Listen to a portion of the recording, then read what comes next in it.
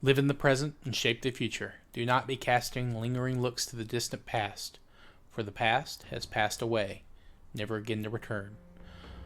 Subramnaya Bharathai. Welcome to this week's episode of Warfare, Advancement, and Revisionism. My name is Preston Floyd, and as always, I'm your host. I'd like to thank everyone for joining me this week, and if you have been listening prior weeks, thank you for that as well. And for any newcomers, I hope you enjoy the show. Please feel free to send any comments or feedback. I do enjoy hearing that. I don't have much to go over in terms of questions or anything this week either. Seems like it's been pretty straightforward. I haven't really dived too much into specific facts the last couple of weeks, and I think that's going to thankfully start to change here this week now that we're getting to specific sites to talk about. In fact, this week we will be talking about the ancient site of Mehrgarh. But before that, I do need to kind of get through 1,000 or so years of history. Because again, we are covering South Asia between 8,000 to 6,000 BCE or BC. So, right at the start of our time frame, South Asia has been populated by smallish bands of hunter-gatherers, much like the rest of the world.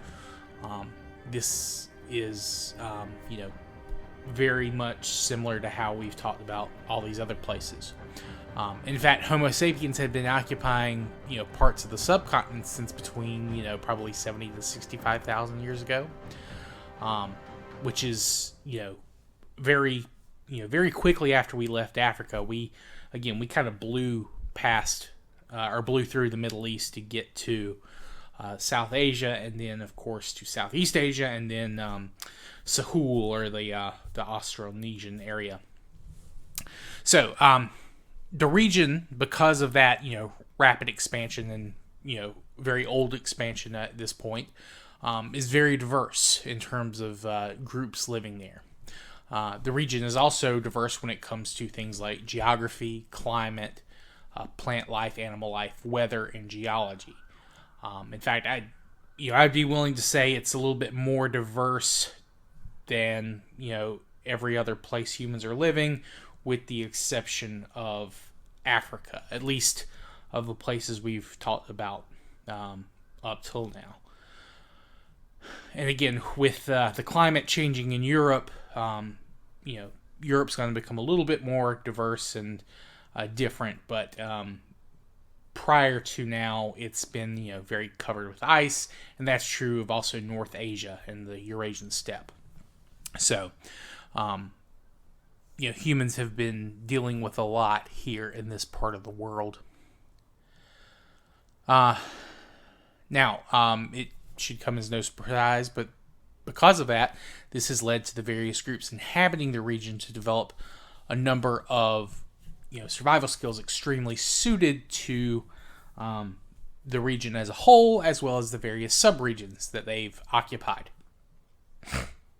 Now, there would, of course, be your standard interactions between various groups. Of course, you would have your extended relations, your second or third or fourth cousins that you shared, grandparents or great-grandparents with, and probably have exchanged, family members for marriage partners, things like that, as well as, trade goods or things that you maybe couldn't find in your specific region. So, this is a standard interaction between, various groups, not just related groups, but neighbor groups as well. I'm sure, of course, there's some level of conflict between not only unrelated neighboring groups, but also between related groups as well. But again, most of this kind of stuff you're talking about is small scale. It's not happening, in groups of hundreds fighting against other groups of hundreds.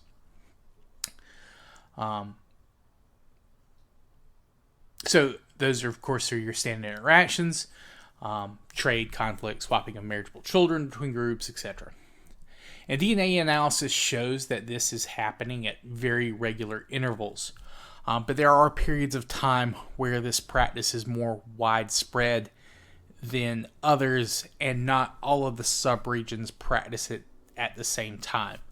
And we will be going over these various subregions in the weeks to come, but this week and possibly, or probably next week as well, we will be talking about the people and the sites around the Indus River system, with a specific focus again on the ancient site of Mehrgarh. And then, of course, we'll focus on other regions of India. And, of course, as we progress and time goes on, we will talk about how different parts of the subcontinent are more open or more, I guess, active in trading with their South Asian neighbors as well as their neighbors to the north in kind of the Tibetan Plateau area, or to the north west towards Persia or Central Asia, and then, of course, how they interact with their neighbors to the east. All of these happen at different levels at different times. But before we get into all that, we do need to talk about the Indus River. I went over some etymology last week, and for whatever reason, I guess I was waiting, subconsciously, if nothing else, to kind of talk about the sites around the Indus River, to get to kind of the etymology of that. And we touched on the origin of the name when we talked about the term Hindu and the name Hindu Kush. Remember, in the past and in some places up to the modern day, Hindu was more of a linguistic term than a religious one. Hindu is the Iranian kind of side of the Indo-Iranian spelling pronunciation of the Indus River. And this term got passed to the Greeks, and then the Greeks passed it to the Romans. The pronunciation of the Indo branch, or the Indian branch, that they used for the river was Sindhu, Sindu. And we know this from Sanskrit writings, and these are, much later than our time period. But this word can mean river or sea in Sanskrit.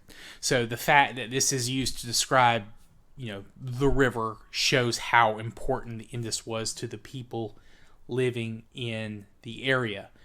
It is the river, or, the sea if you're living closer to the coast, where that kind of delta where the Indus is emptying out into the Indian Ocean.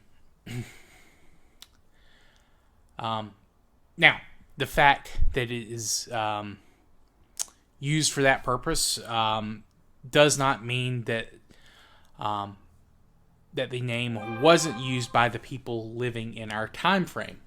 But it is possible that the name that we currently have may have been a translation of the older name. So basically, the people who developed Sanskrit or were speaking Sanskrit learned the name of the river, understood what it meant, and then just used their word or their language for it. And this is kind of one of those controversies I kind of hinted at last week. The origins of Vedic Sanskrit, and how old that language is and how long it's been used in the region is one of those controversies. And that's not one that we're going to dive too heavily into today. That's probably going to wait for a little bit longer, but I might kind of touch on it a little bit more when we get back to the region. Now there is also the other possibility that the term was not related to a translation of an older name. It is possible that the Indus was not the dominant branch of the water system at the time. The Indus, as we know it today, is fed by a number of rivers flowing south and east from those nearby mountain ranges in the north. And there is evidence that some of these rivers were stronger at this earliest time frame, or if they were not stronger, they held a higher cultural importance. Again, we'll dive into that, but an example is the Sarasvati River, which these days is not quite as large as it was in the past. That was a very important river. In future times, it will be kind of a deified river. It will be the basis of an actual goddess. The river is the personification of the goddess, essentially, and they share that name. But again, that's kind of for future focuses. Excuse me, I was just checking my notes here. Now, Mehrgarh, though, is not located in this northern region. It is located on a plain just to the southeast of the foothills of the Toba Kakari Mountains. And remember, that is the mountains that roughly translate to as the Urge to Repent Mountains. But this plain where Mehrgarh is kind of founded is between the Bolan and the, I'm going to butcher this, I apologize, Mehrgarh rivers. Now, I could not find the etymology of these rivers to save my life. I went through some Urdu dictionaries, as well as some Baluchistan or Balak. I forget the term for the language of some of the people living in this region, but I could not, for the life of me, get a decent translation. I'm going to continue to look into it. But it may take me a little while. And also, these rivers, I don't know if today they are actually connected to the Indus at all, and they may not have been in the past. But these kind of are formed by that water coming down from those mountains. So it's kind of like a flat plain that I'm sure, it has at least a very kind of localized area where it would be fertile. Today, I think outside of the area around the rivers themselves, it can be a little dry. Just there's less rainfall in the region. But of course, at our time frame that we're talking about this week, it was probably a little bit more fertile due to more regular rainfall. So this location is kind of close to the middle of the Indus River. It's kind of off a little bit to the west. Again, I don't think that the Bolan and Mehrgarh rivers are directly connected, but there may be plenty of fertile lands between where those two rivers meet and then the Indus to the east or southeast, as the case may be. Now, the initial site of this excavation took place between 1974 and 1986. It was first excavated by Frenchman Jean-Francois Jarige, and his wife Catherine, who is herself also an archaeologist. And then it was re-examined again in between 1997 and 2000. So, they've been a couple of different studies of the location. Now, this site is occupied for an extremely long period of time, at least, especially when compared to other sites that we've talked about so far. There is signs of permanent habitation starting right around 7000 BC, and it remains occupied until sometime between either 2500 or 2000 BC. There is a little bit of disagreement on those, at least in the sources I read. But we're going to focus, of course, on the site's first 1,000 years of use. But because this site is being used so long, it's going to be an excellent location for us to return to as we return to this region and go over changes that are happening here. So, just keep that in mind. Also, keep in mind that the location undergoes changes in terms of size and population density and all that kind of good stuff. I couldn't get a decent figure of population at our time frame, and this is referred to as Phase 1. This phase is going to last, or is said to have lasted between 7,000 and 5,500 BCE. And this phase of the site is aceramic, so they do not have pottery, which is, again, like many of the places that we have talked about further west, with the possible exception of some of those early ceramic using places in what is now Israel or Palestine, and then of course some of those places out in kind of northwest Africa, where again those people living there probably developed their own version of pottery, independent of the people in Asia or East Asia, I guess modern China or modern Korea, who had developed pottery, in well before the time frame we're covering.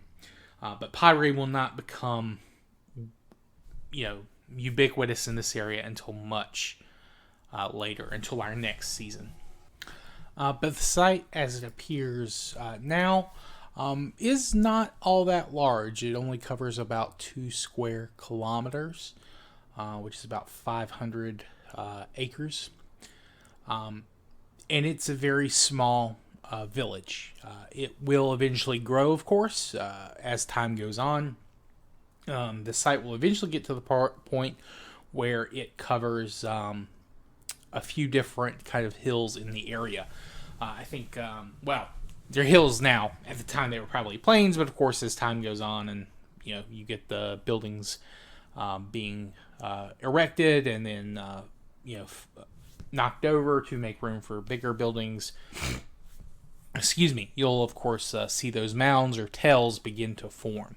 And of course, due to the long period of time that the site's occupied, there's a lot of different artifacts. And it can be hard to kind of date them, at least for me who is a layman and has not, doesn't have direct access. I can only go by the sources, and they don't always make it easy to determine when a specific artifact is from. But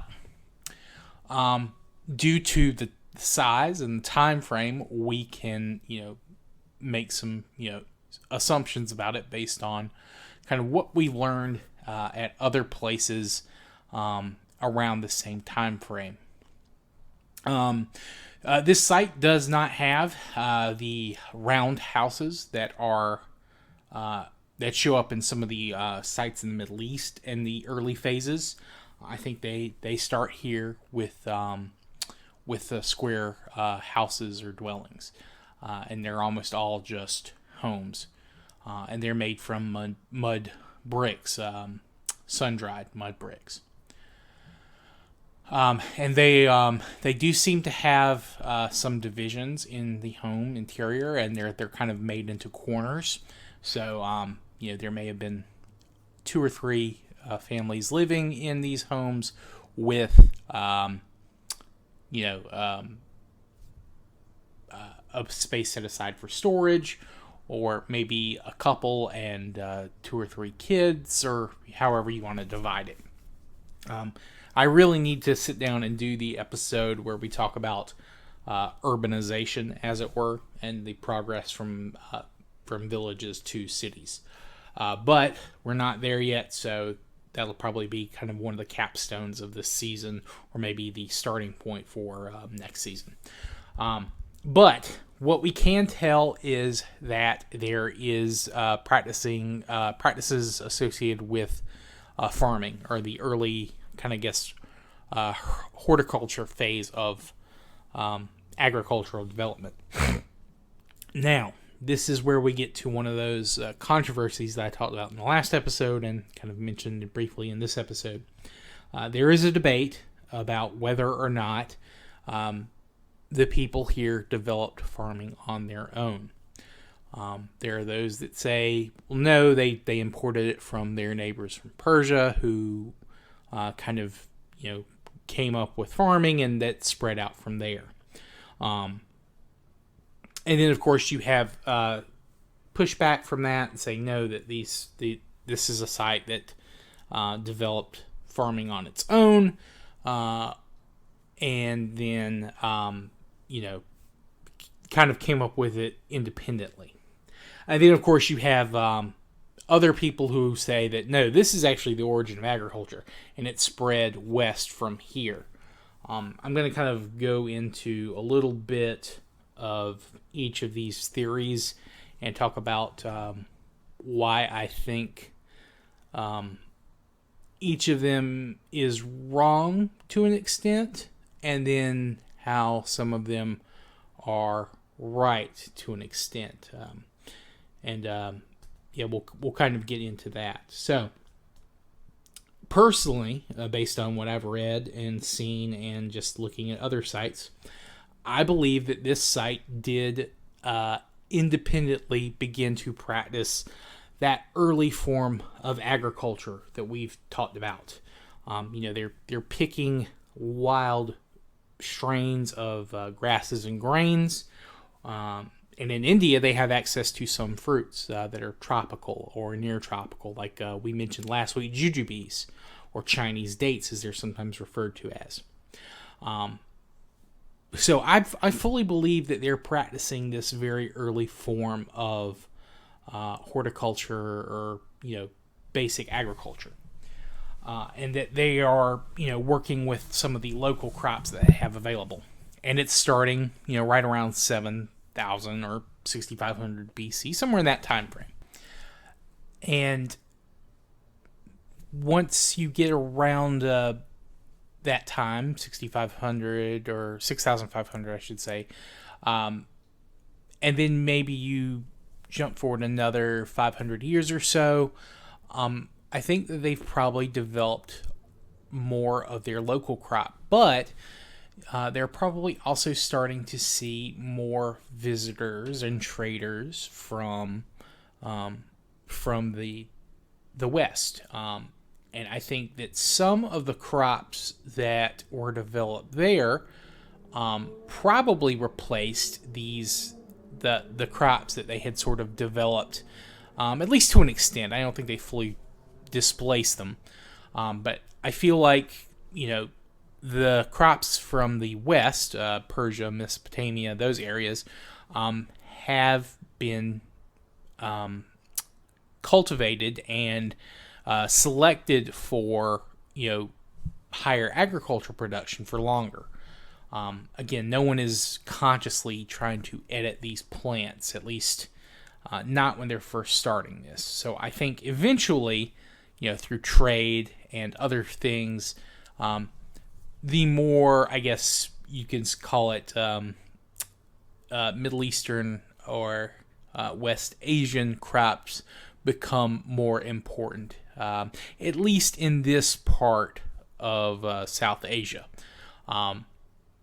There are other places in South Asia that will not grow these kinds of wheat and barley coming from the West, or that had grown independently in this part of the world. Rice will come from China and Southeast Asia, and will become very important in southern India, or I guess the northeast of India. There's kind of a big divide between grains and grasses and rice in parts of India. Certain areas are more suited to different crops, and that's something we'll dive into. So that's kind of what I think. I think the people living in South Asia, they were starting to feel probably pressure from some environmental changes caused by the ending of the Younger Dryas, or just the melting of the ice caps of Central Asia maybe caused more flooding, and caused kind of an explosion of growth in the north and the west of the subcontinent. And it made, agriculture, or at least gathering, much more important than hunting. And I think that kind of drove people to experiment and occupy this part of the region much more. It made occupying this part of the region much more attractive. And that, that population density kind of kicks off the slow process towards urbanization. And then, of course, with more people living in the area, they're attracting, or they're interacting with these small groups traveling from Central Asia and Mesopotamia and Persia. And, that draws people in due to increased trade, and that, those small groups kind of learn about the region, and just due to the fertility of the area, kind of basically creates a cascading effect of making it a desirable location for people to move into, or at least to trade with. And trade's going to be vital to this part of India, and we'll, of course, dive into that. But at least in the early part of the Copper Age and early Bronze Age, trade is more important to India than any other type of, activity. It's more important than war. It's more important than founding colonies. Trade is kind of the lifeblood of the region. And again, we'll get into all that later. So, why did these theories kind of come about of agriculture being introduced from the outside, or, Indians developing, or the ancient Indians developing agriculture and spreading it elsewhere? Well, part of the reason that it was, kind of pushed for so long that agriculture was kind of adopted from the Middle East is that that was kind of the theory of how agricultural spread everywhere. The agricultural revolution is a term that I'm sure many of us, at least in the English-speaking world, is very familiar with. It's also something that has been started to be disproven and probably isn't a very accurate term.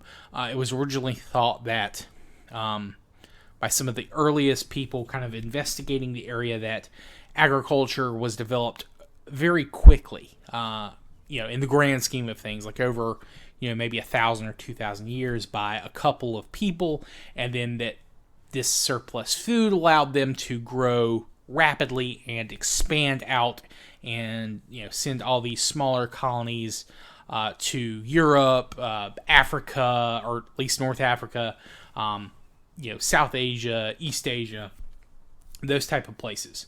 Now, as we have seen and have discussed in several episodes, this picture is not very accurate. We can see that there are a few places close by, to South Asia, I should say, that have been practicing some type of basic, wild horticulture. They're not, planning out harvests and things like that. They're just playing with these wild strains and sources for these different plants. And, through interacting with these wild strains, they're probably picking up parts of how to practice agriculture, and then they're slowly but surely kind of mastering that. So it's not something that developed quickly. In fact, we have seen evidence that this has been going on for, at this point in our time frame, maybe since 11,000, maybe a little bit more than that, maybe a little bit less. But it's something that is happening not just in the Middle East, but it was something that's begun to happen in Africa, especially with the climate starting to be a little bit more conducive to grasses and grains rather than nuts in West Africa specifically. So, and these are not places that are easily connected at this point in time. And again, because of the Younger Dryas, South Asia and the Middle East or Persia, Mesopotamia, there are again routes through it, so it's a little bit better connected than, say, the Middle East and West Africa, or even Northwest Africa. But it's still not something that you're seeing huge amounts of people making regular trips through. So, while I do think, just due to the evidence that we found, agriculture definitely spread through the Middle East to Europe, I do think, and we'll talk about it more later, that in South Asia and East Asia, they developed their own types of agriculture independently of each other. Or at least they were in the process of developing it when maybe these traders from the West came up and, it's like, hey, we have these seeds. They're really easy to grow. They might work better in this environment than, what you were working with yourselves. And, take it from there. At least that's my theory. Now, as for, India developing agriculture and then spreading it to the West, this is kind of this is kind of something that's come up recently within like the last 20 years or so for a number of reasons.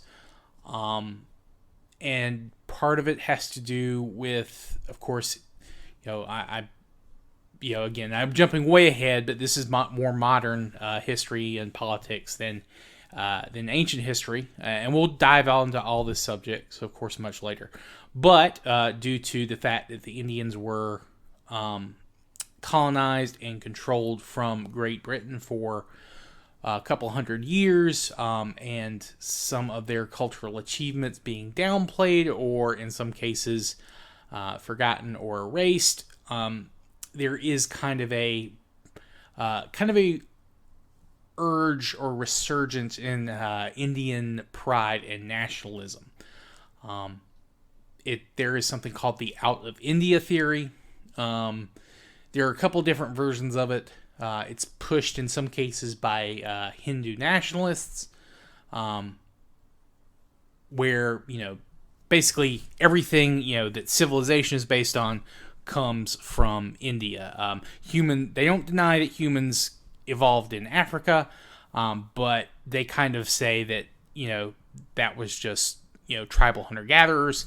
No one developed any kind of agriculture or anything that led to civilization until they got into India. And then once they were in India and developed this advanced civilization and spread it to the rest of the world, that is the Out of India theory kind of summarized and just kind of put out there.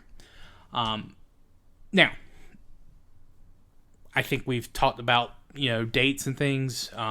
There is no actual archaeological evidence to support any of the Out of India stuff, at least when it comes to the development of agriculture. There are, of course, things that India does develop and does send to the rest of the world that are very important. They're a vital link between East Asia and Europe for a number of products at various times. So India's role has been downplayed in terms of Western history, whether intentional or not. There are certain things that, yes, I think it was intentionally downplayed, but in a lot of ways, it's something that, people didn't realize until they actually dive in and study it. So, they do have some points where, they are rightfully upset that their kind of contribution to human history has been downplayed and or erased. But their response to it is rather ridiculous and childish in some ways. But also another problem with this is, India is divided. It was divided. British India was much larger than the country of India today. Of course, when India was granted independence, it was divided into two states. The Muslim state of Pakistan and the more Hindu state of India. Of course, India has a number of other religious groups living in it. Sikhs, Buddhists, Jains, of course, and then there's even not even counting the Christians that were converted by like British missionaries. The Eastern Church, like there's an Eastern like native Indian church that has been there since since basically St. Thomas went and proselytized there.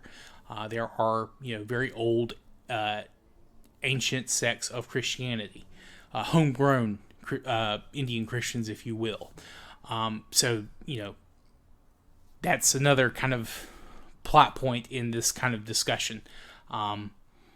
Obviously, Pakistan and India have not always had the best relationship. In fact, I think you would say that for most of their histories, they've had very bad relationships with each other. And of course, then then Pakistan had Bangladesh, or what was then referred to as East Pakistan, break away and declare independence from it, just due to the fact that they were unable to connect their borders. There's the region of Kashmir, which India and Pakistan still lay claims over. So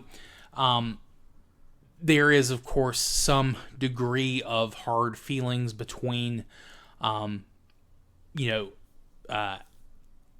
Hindu nationalists or even just right-wing Indians that they say Pakistan is kind of taking control of their history. These people living in Mehrgarh were not they were not Muslims. They were Hindus or whatever religion Hinduism evolved from. So there's a lot of controversy. Whereas the people in Pakistan say, look, our ancestors converted to Islam, but they were living here just as long as yours were. So there's a lot of arguments to go into this, and part of that quote that I had at the start of this episode was actually it was made by a Tamil. I believe he's a historian. And I know I butchered his name, but Subramanya Bharathai. He was some of the things I've been reading, kind of getting ready for this episode. He's very much in the camp of trying to downplay some of the tensions between these numerous groups. And, I think that's probably, I know it's hard to do. I'm a big history fan. I love this stuff. But I think, if, laying claim to history is preventing you from moving forward, it might be time to take a step back and maybe just agree to disagree until you can find, more evidence. And India is someplace that is going to see more and more, archaeological discoveries. There have been some sites in South India recently from the late Bronze, early Iron Age that has a ton of really cool evidence of trade between India, as well as showing evidence that even some people from the Roman Empire had moved there. And become either mercenaries or sailors for the region. So there's a lot of stuff in India to kind of go over and discuss. And there's a lot of stuff for both Indians and Pakistani people to be proud of for their contributions to, human discovery. So I don't want to come off as too critical of either groups, because again, I do think that they do have some evidence and some, real arguments to make about not only their contributions, but how those contributions have kind of been hidden or erased in some cases. So, I don't want to, come off as too harsh. But I will, of course, criticize anything I feel like does not make sense or there is no evidence to back it up. Now, we could find a site in India that dates back to 15,000 years ago, and they have all these crops that we've, somehow haven't been able to find any traces of that show that, these crops were developed and all that in India. But I don't think that's going to happen. But it wouldn't surprise me if we see more sites like Mehrgarh. India, of course, has a very large population density in areas around rivers. And Mehrgarh is one of these sites that's going to be very true. I did mention I was having trouble getting numbers in terms of population. But I think at its height, there has been some suggestion that Mehrgarh could have had up to 24,000 people living in it. And that is a massive number. Especially even if it was only around 3000 BC when they got there, the last 400 years. That is a massive number of people. Now, I have not been able to find a source for those claims other than, again, a few of those Hindu nationalist sites and a couple of places that are non-primary English speaking. They don't have their sources to anything that I could trace and just verify.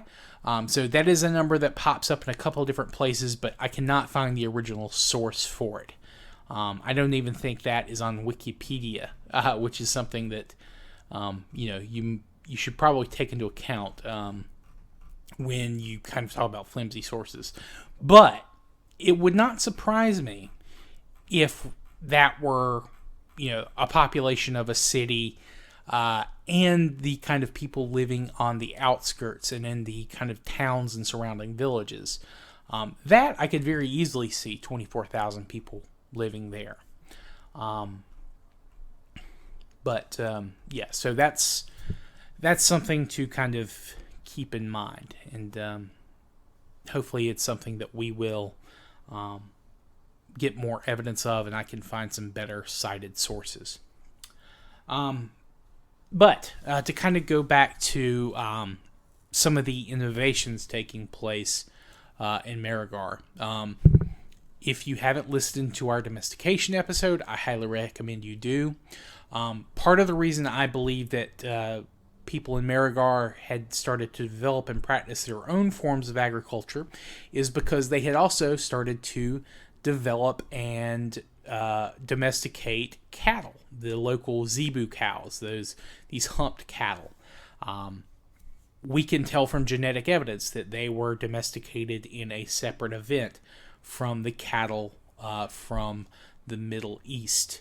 Now, since then, of course, they have had different breeds and lineages intermixed between the two, as well as with some wild strains from Africa.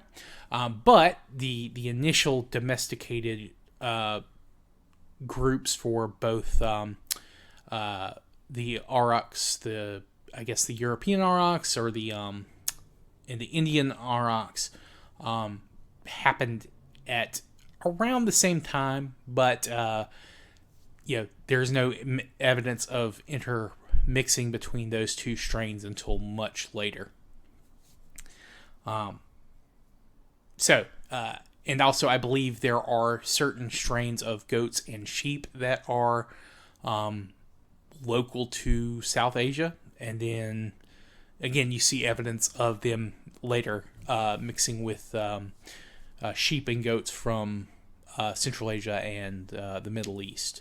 And that happens much earlier than it does with cattle. I think cattle being as large and needing as much grain or fodder as they do, it makes them traveling through the mountains not nearly as viable as goats and sheep. Zebu cows don't really get out of India until later, once they master sea travel. I think at that point you begin to see their cows in other parts of the world and interbreeding with cows from the West. Um, so that's one of the reasons I think they developed their own form of agriculture, and they just adapted the seeds later because, again, they were a little bit further along, I guess, the domestication type situation. But there are things, of course, that eventually will come up that can only have come from India. Now, this doesn't show up in Mehrgarh, but things like black pepper comes from India. I think typically the south of India. So again, this is just one of those. That's just another thing that I think fits into my theory and why I think it's correct. And it should also be noted that Jean-Francois Girard, the man who initially excavated Mehrgarh, he was of the opinion that the Indians had developed agriculture independently from the West. He was very much that, they came up with their own systems, and then, over time there was kind of this back and forth between the Indians and the Persians. Now, of course, Mehrgarh is not just, doing agricultural practicing. There, of course, they are developing their own kinds of ornamentation and art. In fact, unlike places in the Middle East, Mehrgarh seems to have a lot of grave goods. Their people are buried with baskets weaved from reeds and things like that. They have, of course, their stone and bone tools that they would have used. They had kinds of beads and bangles made from shells, limestone, turquoise, lapis lazuli that we talked about last time. They probably were getting it either from journeys to the north, or trading with people living there. They, of course, use sandstone. They also have figurines of female and animal figures. And this is something that you would find in both male and female graves. Though it did appear that men typically have more goods buried with them. Now, why that is, we can't say. Maybe ownership was more important to men. Maybe, they were the ones producing tools. Or maybe, women were more likely to pass their wealth on than men, or it could have just been good old-fashioned misogyny. Who knows? It's hard to say, of course, at this range. Now, let's see. Let's see. Go through my notes here. Excuse me. Okay,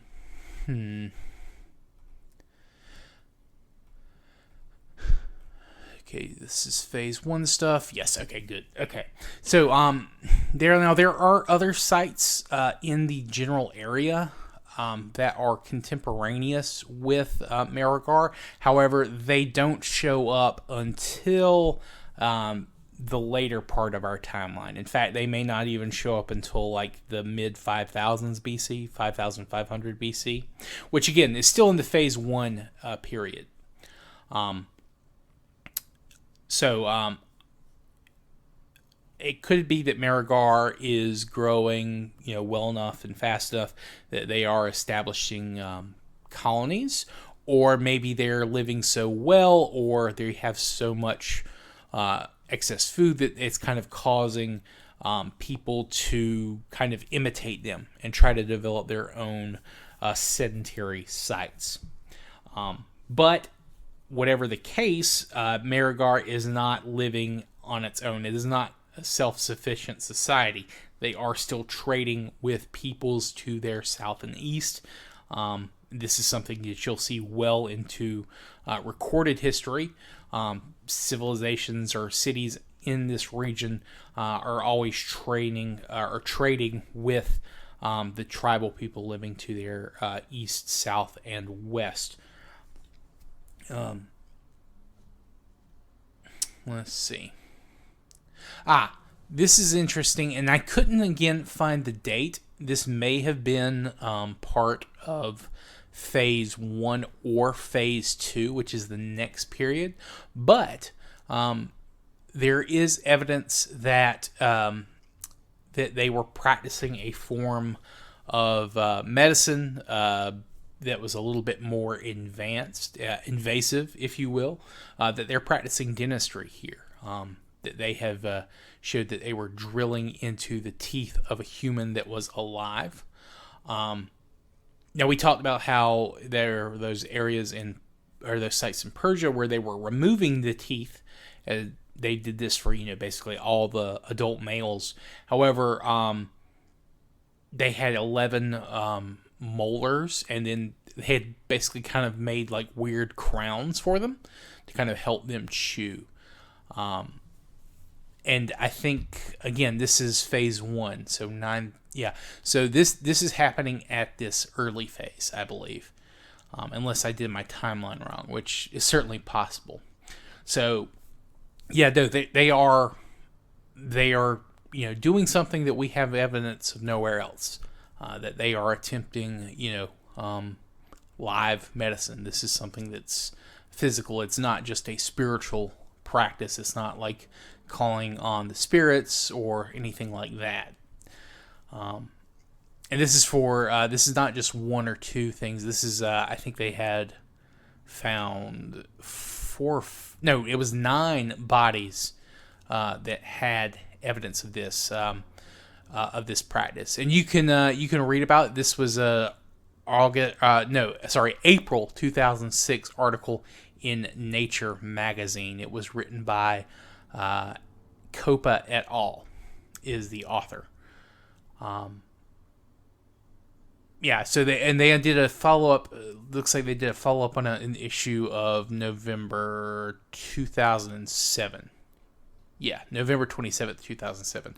So there's a couple of different articles you can read from Nature that talk about this discovery. Let's see.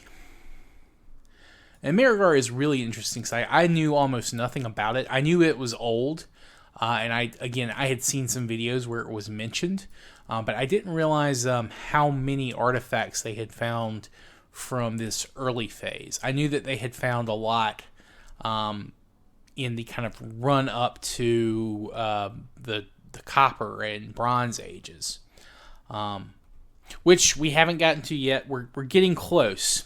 But yes, so this period here, the Mehrgarh period 1, the aceramic, we can see that it grows fairly quickly. Within 1,500 years, it gets a lot bigger. And yeah, okay, so yeah, that's for the next part. They do develop their own type of pottery, or at least their own art style. I don't think the technique is unique to them, but they definitely have their own kind of aesthetics. They have terracotta that they come up with, limestone, burnt limestone, which we saw in places like Cyprus and some places in Anatolia that had this. So that this is very much probably in the run-up to them developing pottery or metallurgy, which is metallurgy is kind of a offshoot of pottery making. So yeah, Mehrgarh has a lot of stuff to talk about. But damn, I've just realized that this has been almost an hour recording. So I did kind of ramble a little bit. And I did talk about a little bit more modern politics than I'd like to, especially a country that, again, I don't live in. And I hope I didn't come off as too dismissive, but I do think, again, that, credit where it's due, that there is, plenty of evidence for India developing its own types of agricultural practices. And we talked about that in the domestication of, I believe, plants. they will be heavy practitioners of slash and burn agriculture, which is not something you necessarily see too much in the Middle East, which is another reason that I think they developed their own kind of plants, or at least their own strain of wild plants. Of course, they have more forests in South Asia than they do in the Middle East, even at our time frame, where, again, probably greener than you would expect in both of these places just due to more natural rainfall. Another factor that I haven't really talked about too much is geological in nature. So we have seen sites that are on very active geological areas. Of course, Anatolia, as we learned a couple of months ago, very geographically active. There are, of course, rivers and lakes and things like that that are affected by these types of events. You do see that happen sometimes in Mesopotamia, where, at least towards the north, where the Tigris and Euphrates are forming from the mountains in southern Anatolia or from the Zagros, where there are times where earthquakes do affect their flow. However, this is rare, and it's not something that you have to worry about too much in Anatolia because, again, the rivers aren't that massive there. But in, India, or what will become Pakistan and the Indian subcontinent, the Indus is not the easiest river to settle or control. Due to the nature of the environment and the geological, activity in the area, the Indus is a very unpredictable river. And I'm going to, of course, dive more into this later, and I have to do some more research to confirm some of this, but things like irrigation control, water control is not very easy to implement in this area because, again, of those variances in not just rainfall or seismic activity, but again, we'll see different parts of the Indus become more active or less active as time goes on. And you have things like mudslides, and of course the monsoon. I haven't even talked about the monsoon season.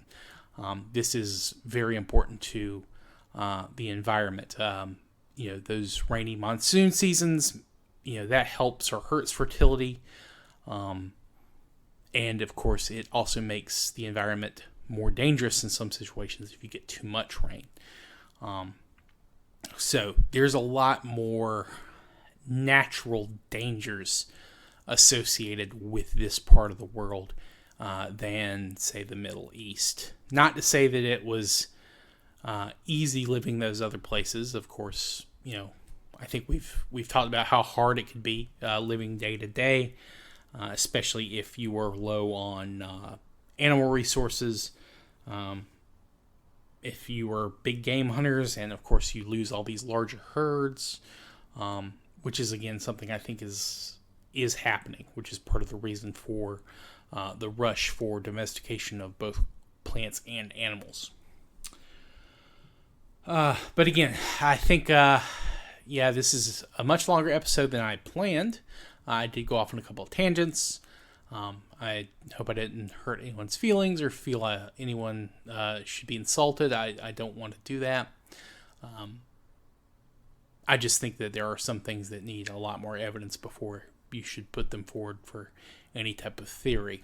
But we'll keep researching and reviewing. I might find out that I'm completely wrong and that there is more evidence than I've been able to read. It's not always easy to find easy English sources for some of these areas in the world, but I am going to keep trying. And if you have any that you'd like to recommend, please feel free. You can leave me any feedback or criticism or just reviews, any kind of criticism, constructive, otherwise. You can reach out to me at waradrevpod@gmail.com, or you can reach me via Twitter, direct message there. You can also contact me on YouTube. You can comment on a video, and I believe we can send direct messages that way. And speaking of, if you have not, please feel free to subscribe there. I know audio podcast is not the best place for our, a video site is probably not the best place for an audio only podcast, but I do hope to have some type of more videos there at one time or in the future. But I am slowly in the process of putting my backlog up. I'm in season 3 now. I think I'm getting to Cyprus this week, or if not Cyprus, at least Jericho. So we're getting there. We're gonna make it. Let's see. Next week's episode should be up at its regular time. It may be an hour or two delayed. The bachelor party I went to a couple of weeks ago. The wedding is this upcoming weekend, which I don't have to travel anywhere for. It is in my city. But I will be busy hanging out with friends and loved ones for that event. So I should have everything ready to go. Nothing should interfere with me recording at my normal time. Possibly maybe a hangover, but we'll see. So regardless, if it's late next week, it will not be more than a couple of hours late. So thank you all again. Feedback, we're at revpod@gmail.com or via Twitter. I'd like to thank you all again for listening. I hope you've enjoyed, and I hope to have you back next week. Thank you, and have a good day.